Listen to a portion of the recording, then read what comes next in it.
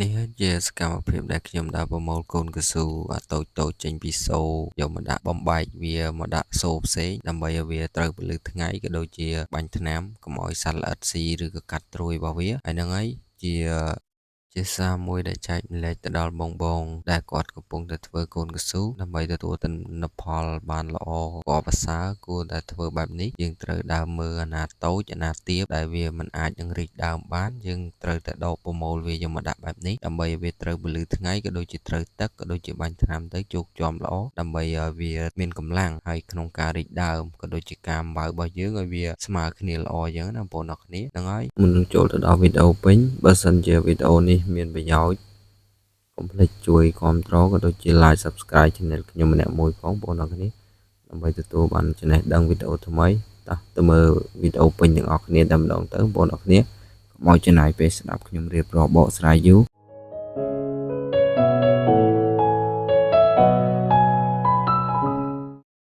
ជំរាបសួរក៏សួស្តីទៅកាន់អ្នកមើលទាំងអស់គ្នាថ្ងៃនេះមកជួបជាមួយខ្ញុំបាទពុជាតិលោកកូនកៅស៊ូថ្ងៃនេះខ្ញុំមកធ្វើ vlog ថ្មី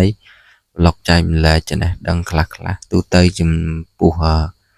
ការធ្វើកូនកៅស៊ូរៀបចំកូនកៅស៊ូអញ្ចឹងបងប្អូនគ្នាបាទបន្ទាប់ពីវាដុះបានរាងធំវាចាប់ដើមរីកគល់រីកអីហើយអញ្ចឹងណាបងប្អូនគ្នាបាទដោយសារតែមួយរយៈនេះមេឃភ្លៀងច្រើនហើយកូនកៅស៊ូខ្ញុំបាញ់ថ្នាំវាល្អមកវិញហើយដល់ពេលអញ្ចឹងខ្ញុំផ្ដើមមកកាប់សូដើម្បីរៀបចំមកតូចដាក់ផ្សេងធំដាក់ផ្សេងដល់ពេលបើទៅឲ្យយើងចាប់ទៅវាស្មើគ្នាអញ្ចឹងបងប្អូនគ្នាបាទមកកបិតទៅយើងចាប់ក្បែរនឹងអស់ដែរកុំឲ្យវាចាប់លើកទី2នៅសល់ច្រើនអញ្ចឹងបងប្អូនគ្នាបាទនេះហើយគឺការងាររបស់ខ្ញុំគឺត្រូវកាប់សូនេះឲ្យបានវាមិនជាវែងប្រហែលខ្ទង់20ម៉ែត្រជាងឯនេះបងប្អូនគ្នាបាទហើយវីដេអូនេះគឺខ្ញុំដាក់រាំងលឿនតិចហើយដោយសារតែខ្ញុំថតរាំងយូរដែរបងប្អូនគ្នាតែខ្ញុំកាត់សល់តែជាង5នាទីឯងដើម្បីបងប្អូនមើលទៅកុំឲ្យសាំភ្នែកអញ្ចឹងបងប្អូនគ្នាបាទហើយបងប្អូនមើល intro ខ្ញុំដាក់ពីដំបូងទៅដឹងហើយវា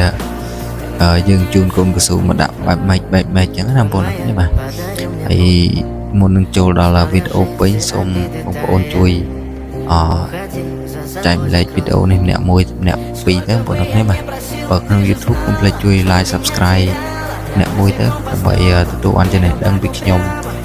ចែកម្លែកថ្មីទៅទទួលបានថ្មីមុនគេអញ្ចឹងបងប្អូនគ្នាបាទហ្នឹងហើយខ្ញុំមិនសូវចេះរៀបរាប់ច្រើនទេបងប្អូនគ្នាបាទហើយនេះហើយគឺកាប់បែបនេះបងប្អូនគ្នាអត់បានដាក់ហៅដាក់កវិតទៅកាប់ពេលអញ្ចឹងរឹសច្រើនហ្នឹងបងប្អូនគ្នាបាទសូមសរសើរអ្នកមុនអ្នកដែលខ្ញុំជួលមុនមកកាប់សូខ្ញុំដាំហើយនោះកាលហ្នឹងខែមិញរាំងបងប្អូនគ្នាបាទគាត់មកកាប់ឲ្យហើយវាដីរឹងមែនទេបងប្អូនគ្នាកាលហ្នឹងបូមទឹកដាក់ឲ្យគាត់កាប់ទេកុំឲ្យពិបាកកាប់មែនទេដីរឹងហើយនេះហើយគឺខ្ញុំកាប់មេឃភ្លៀងគឺរាំងផុយមើលទៅរាំងស្រួលកាប់បើកាលគាត់មកកាប់ហ្នឹងគឺរឹងមែនទេបងប្អូនគ្នាអរគុណគាត់មែនទេគាត់មកធ្វើឲ្យយើងហើយជាស្ថាពរតែចំណាយពេលយូរដែរបងប្អូនគ្នាបាទពួកអីវាដីរាំងរឹងនេះបើមេឃភ្លៀងពិបាកវិញបងប្អូនគ្នាមេឃភ្លៀងច្រើនពេកជាប់ចោលពិបាកកាប់អត់ចង់កើតទេបងប្អូនគ្នាកាប់ឆ្កឹះចោលកាប់ឆ្កឹះចោលអញ្ចឹងណាហើយសំបីតែកបិតណាតម៉ាស់សំបីតែប្រដាប់ជោគហ្នឹងក៏ជាប់ពិបាកជោគដែរបងប្អូនគ្នា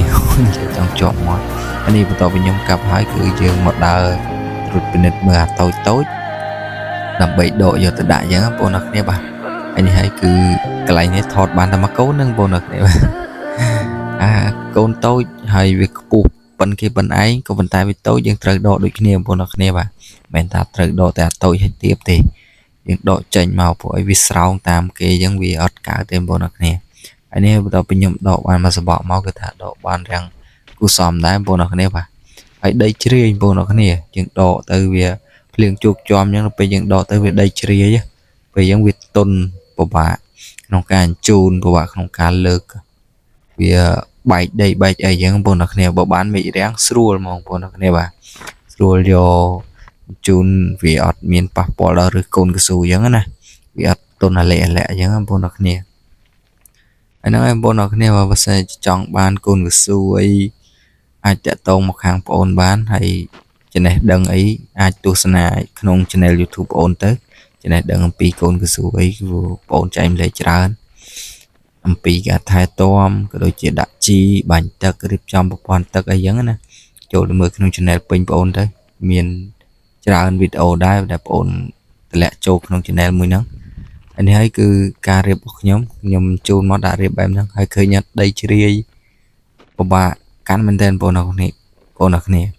សម្បីតែយើងកាន់អញ្ចឹងវាទុនវាចង់នឹងបាក់ថងទៀតហ្នឹងហើយរៀបបែបហ្នឹងយើងសេរីស្រង់វាត្រង់ឲ្យវាវាដល់ពេលយើងអំបើទៅវាពិបាកពេលវាអញ្ចឹងបងប្អូនត្រេតទៅនេះត្រេតទៅនោះដល់ពេលយើងអំបើវាធ្វើឲ្យយើងពិបាកអង្គុយតាមវាអញ្ចឹងបងប្អូនបាទអធិស្ឋានផងនិយាយចង់ជាប់តែមាត់ដោយសារខ្ញុំពងបែកមាត់ដល់ពេលនិយាយទៅវាឈឺមាត់ចេះជាប់មាត់អញ្ចឹងបងប្អូនបាទហើយហ្នឹងហើយទៅមើលស្ដាប់សលេងស៊ីនខ្ញុំទាំងអស់គ្នាទៅបងប្អូនកុំឲ្យខ្ញុំរៀបរាប់ច្រើនអញ្ចឹងណាហ្នឹងហើយបងប្អូននេះហើយគឺអាតូចដែលខ្ញុំជូនដកចេញមកពី